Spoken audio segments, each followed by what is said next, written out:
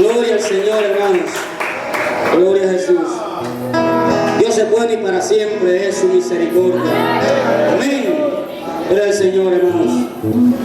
Esa es la palabra que nosotros debemos de tener paz para con el Señor. Amén.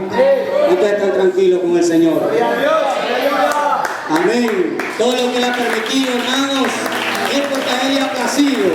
A nosotros nos compete darle la gloria y la honra al único Dios. Amén. Gloria al Señor, hermanos. Así voy a dejar, hermanos, ¿verdad? La hermana que trae también un especial a la gloria de Dios, la hermana Miriam. Gloria al Señor. Aleluya.